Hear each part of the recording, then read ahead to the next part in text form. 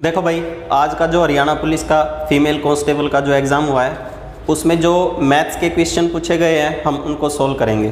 तो देखिए हमारा क्वेश्चन है, फर्स्ट क्वेश्चन, एक रेलगाड़ी 60 किलोमीटर प्रति घंटा की गति से जा रही है, वह एक पोल को 9 सेकंड में पार करती है, तो रेलगाड़ी की लंबाई कितनी है? रेलगाड़ी की लंबाई निकालनी है। हमारा जो फॉर्मूला है वो है चाल बराबर है दूरी बटे समय। तो चाल कितना आपका 60 किलोमीटर पर आवर बराबर है दूरी हमको निकालनी है और समय कितना आपका 9 सेकंड। 9 सेकंड आपका समय है तो आपकी चाल भी क्या होनी चाहिए? मीटर पर सेकंड में। किलोमीटर से मीटर पर सेकंड में चेंज करेंगे तो क्या कर देंगे, चाल को 5/18 से मल्टीप्लाई कर दिया जाएगा। तो देखिए अब इसको सोल्व कर देंगे तो हमारी क्या निकल के आ जाएगी? दूरी। तो 9 दूनी 18, ये कट जाएगा आपका 30 और ये कितना हो जाएगा 150 मीटर। तो हमारा आंसर कितना हो जाएगा 150 मीटर दूरी। क्लियर? चलो आगे देखिए नेक्स्ट क्वेश्चन दारा नाव से पूछा गया है। एक नाव शांत जल में 13 किलोमीटर प्रति घंटा की गति से यात्रा कर सकती है। यदि धारा की गति 4 किलोमीटर प्रति घंटा है तो धारा की दिशा में 68 किलोमीटर जाने में नाव को कितना समय लगेगा? देखिए शांत जल में जो नाव का वेग होता है, नाव का वेग शांत जल में वो होता है आपका u किलोमीटर पर आवर, और जो धारा का वेग होता है वो होता है आपका v किलोमीटर पर आवर। और ये आपको दे दिया कि शांत जल में जो नाव का वेग है वो 13 किलोमीटर पर आवर है और जो धारा का वेग है वो 4 किलोमीटर प्रति घंटे है। ठीक है, फिर ये बोलता है धारा के अनुकूल। तो देखिए जब भी हम धारा के अनुकूल जाएंगे, अगर पानी इस तरह बहता है और मैं यहाँ से छलांग लगाऊं तो पानी जो है मुझे तैरने में हेल्प करेगा। तो जब भी धारा के अनुकूल कोई भी नाव या नाविक या तैराक जाता है तो धारा और नाव की जो गति है पानी उसको अगर हेल्प करेगा तो दोनों गति क्या हो जाएंगी? प्लस।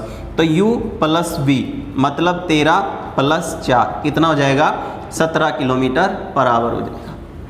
तो धारा के अनुकूल जो नाव का वेग है वो कितना है? 17 किलोमीटर प्रति घंटा। और 17 किलोमीटर प्रति घंटा की चाल से 68 किलोमीटर की दूरी को तय करने में उसको कितना समय लगेगा? चाल बराबर है दूरी बटे समय, फॉर्मूले पे रखेंगे तो हमारा कितना आ जाएगा? 4 घंटे। तो 4 घंटे में वो उस दूरी को क्या कर लेगी? कवर कर लेगी। क्लियर? चलो आगे देखो नेक्स्ट क्वेश्चन है आपका स्थानीय मान जातीय मान से है। यहाँ पे स्थानीय मान के बारे में बात किया गया, प्लेस वैल्यू। देखिए दी गई संख्या है आपकी 503, 535 और इसमें 3 के स्थानीय मान, दोनों 3 के स्थानीय मानों का योग निकालना है। तो देखिए इस 3 का स्थानीय मान हो जाएगा 3 ऐसे कैसे, और उसके बाद जितने संख्याएं हैं उतने ही 0, और ये जो 3 है ये ऐसे कैसे, और उसके बाद जितनी संख्याएं हैं उतनी ही 0। तो इसका तो हो गया आपका 3000 स्थानीय मान और इसका हो जाएगा 30। तो दोनों को प्लस कर देंगे तो योग आपका कितना आ जाएगा? 3030। तो उसने आपसे क्या पूछा है? योग पूछ लिया आपसे, तो योग हो जाएगा आपका 3030 सम। क्लियर? चलो आगे देखिए नेक्स्ट क्वेश्चन है LCM HCF से पूछा गया, बिल्कुल इजी क्वेश्चन है और सेम टाइप मैंने आपको जो है नोट्स में भी करवाया था। ठीक है, तो देखिए दो संख्याओं का लघुत्तम समापवर्तक जो है 48 है, 48 है। वे संख्याएं 2 और 3 के अनुपात में है, उन संख्याओं का योग ज्ञात कीजिए। देखिए अगर हमारे पास 2 संख्याएं हैं, हमने मान लिया A और B है 2 और 3 के अनुपात में, और इनका आपको क्या दिया? LCM दिया 48। मैंने आपको बताया कि अगर आपको LCM दिए तो हम संख्याओं का LCM निकाल लेंगे, और अगर HCF दे तो संख्याओं का HCF निकाल लेंगे। बिल्कुल सिंपल सी चीज़ें हैं। ठीक है, अब ये तो रेशियो है हमारा। मैंने आपको एक बात और बताई जब मैंने आपको रेशियो करवाया कि रेशियो को अगर x से मल्टीप्लाई कर दिया जाए तो वो टोटल संख्या में चेंज हो जाता है। तो A के रेशियो को x से मल्टीप्लाई कर दिया, B के रेशियो को x से मल्टीप्लाई कर दिया, 2x और 3x। अब आपसे अगर LCM पूछा है 2 और 3 का LCM निकाल लेंगे। 2 3 का LCM कितना होता है? 6। ये भी आपका LCM, और एक आपको LCM दिया भी है कितना? 48। ये भी LCM, ये भी LCM, दोनों LCM इक्वल हो जाएंगे तो आपकी एक यूनिट कितने की आ जाएगी? 8 की। इसका मतलब A का मान कितना हो गया? 16 और B का मान 8 दिया 24। X की वैल्यू पुट कर देंगे तो आपका योग कितना आ जाएगा? 40। तो ए और बी का जो योग है वो कितना आ जाएगा, 40 आ जाएगा। क्लियर? चलो आगे देखो, आगे क्वेश्चन है हमारा, मेरे पास बांटने के लिए कुछ मिठाइयाँ हैं, यदि मैं 2 या 3 या 4 एक पैकेट में रखता हूँ तो मेरे पास एक मिठाई बचती है। यदि मैं 5 एक पैकेट में रखता हूँ तो मेरे पास एक भी नहीं बचती है। मिठाइयों की न्यूनतम संख्या क्या है जो मैंने पैक की है और बांटी है? मिठाइयों की न्यूनतम संख्या क्या होगी जो पैक की है या जो बांटी है? देखिए, अब उसने बोला कि यदि 2, 3 और 4 एक पैकेट में पैक करे तो एक मिठाई शेष बचती है, लेकिन अगर 5 पैक कर दे तो एक भी शेष नहीं बचती है, तो इसका मतलब 0 शेष बचेगा। तो इसका मतलब मिठाइयों की संख्या एक ऐसी संख्या होगी जो 5 से पूरी पूरी कटेगी, क्योंकि अगर 5 पैक करने से एक भी मिठाई नहीं बचती तो इसका मतलब वो पूरे डब्बों में पैक हो जाएगी। तो इसका मतलब वो एक ऐसी संख्या है जो 5 से पूरी पूरी कटेगी। इस टाइप के क्वेश्चन हम हमेशा ऑप्शन से करते हैं, 2 सेकंड के अंदर हमारा आंसर निकल जाता है। बिल्कुल इजी क्वेश्चन है। देखिए हमारा ऑप्शन है कितना, 65, 37, 25, 54। सबसे पहले तो हम ये देखेंगे कि कौन सी संख्या 5 से नहीं कटती, वो हमारा आंसर नहीं हो सकता। अगर उसने बोला कि पूरी मिठाई कट जाएगी, पूरी मिठाई पैक हो जाएंगी, 5 मिठाइयाँ रखने पे 0 शेष बचेगा, तो इसका मतलब वो एक ऐसी संख्या होगी जो 5 से पूरी पूरी कटेगी। 37 5 से नहीं कटता, 54 5 से नहीं कटता, 65 कटता है, 25 कटता है। अब कैसे पता लगेगा? देखिए 5 से तो 2 ऑप्शन कट गए, अब हम इनमें से किसी एक को उठाएंगे। ठीक है, एक शेष बचना चाहिए ना, 2 रखे, 3 रखे, 4 रखे तो एक शेष बचेगा। अगर मैं 65 को 2 से डिवाइड करूं तो 2 से डिवाइड करूंगा तो 5 शेष बचाएगा, एक शेष नहीं बचाएगा। 3 4 से डिवाइड करूंगा तो 5 शेष बचाएगा, एक नहीं बचाएगा। लेकिन 25 को 2 3 4 तीनों से डिवाइड करके देखते हैं तो 24 तक कटेगा, एक शेष बचाएगा। तो इसका मतलब आपका आंसर कितना हो जाएगा? 25। क्लियर? समझ में आया? चलिए आगे देखिए, नेक्स्ट क्वेश्चन है, चीनी का मूल्य 25% बढ़ गया है। यदि कोई परिवार अपनी चीनी के खर्च में कोई बदलाव नहीं चाहता है तो उस परिवार को चीनी की खपत में कितने की कटौती करनी पड़ेगी?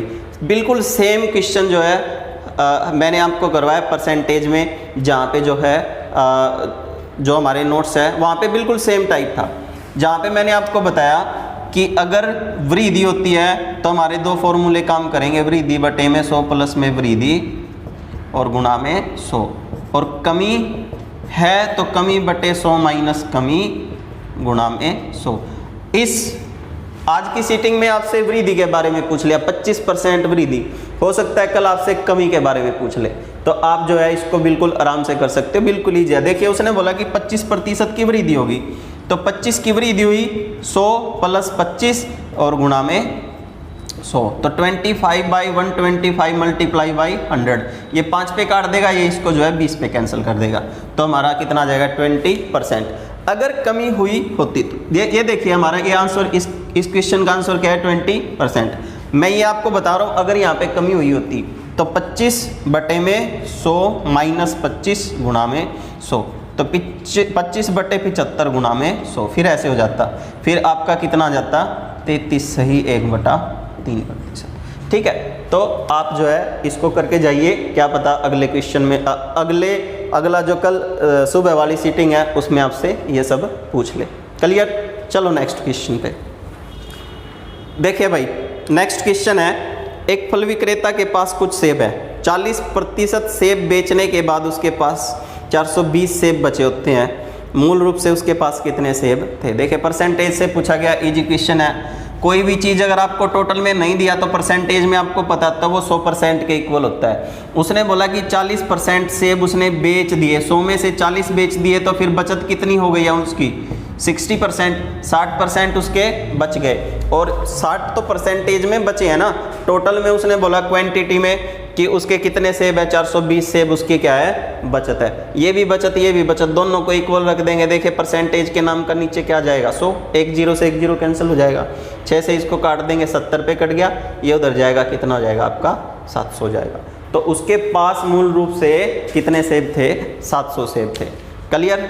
चलो आगे देखो भाई, नेक्स्ट क्वेश्चन है, यदि 5 अंकों की सबसे छोटी संख्या में से 3 अंकों की सबसे बड़ी संख्या को घटाया जाए तो शेष कितना होगा।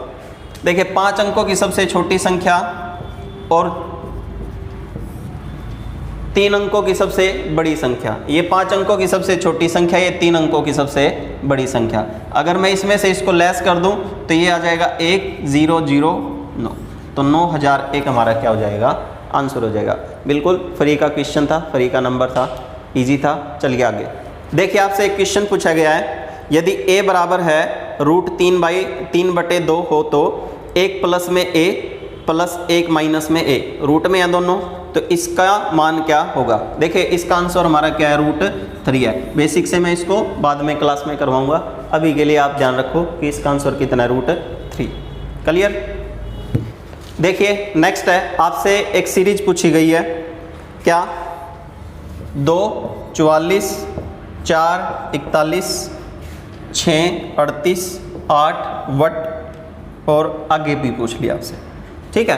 तो देखिए आप अल्टरनेट देखना इसमें, 2 4 6 8, तो आगे क्या आएगा 10, ठीक है। 44 41 3 घट गया, 38 3 घट गया, तो यहाँ पे क्या आएगा, 38 में से 3 जाएगा, कितना बच जाएगा 35, ठीक है। तो हमारा आंसर कितना हो जाएगा 35 और 10, ठीक है। इजी था। चलो आगे देखिए, एक और सीरीज आपके सामने, 1 9 25 49 वट और 121। ये एक सिंपल सा क्वेश्चन आपके सामने, ये भी आपका जो है फ्री का नंबर है। 1 का स्क्वायर, 3 का स्क्वायर, 5 का स्क्वायर, 7 का स्क्वायर, तो अब यहाँ पे क्या आएगा 9 का स्क्वायर, और ये क्या है आपका 11 का स्क्वायर। तो 9 का स्क्वायर कितना हो जाएगा 81 हो जाएगा। तो हमारा क्या आंसर क्या है 81, थर्ड ऑप्शन पे आपका, ठीक है। इजी है। चलो आगे देखिए, एक और सीरीज है आपके सामने, 120 99 80 63 48, और अब आपसे पूछ लिया वट। देखिए ये सीरीज है, बिल्कुल इजी है। इसमें आप गैप देखेंगे, यहाँ पे देखिए गैप है 21 का, उसके बाद हो जाएगा आपका 19 का, उसके बाद आपका 17 हो गया, ठीक है। उसके बाद आपका जो है हो जाएगा 15, 21, 2 का गैप, 2 का गैप, 2 का गैप। अब 15 से 2 जाएगा, कितना हो जाएगा 13। तो 48 से अगर 13 को लेस करेंगे तो कितना आ जाएगा आपका 35। तो क्वेश्चन मार्क की वैल्यू क्या आ जाएगी आपकी 35, ठीक है। तो ये था भाई आज का मैथ्स का सॉल्यूशन, बिल्कुल इजी है, ज़्यादा मुश्किल नहीं है। अगर आपको अच्छा लगा तो आप जो है वीडियो को लाइक कीजिए, कमेंट कीजिए, शेयर कीजिए और जो है चैनल को सब्सक्राइब कीजिए।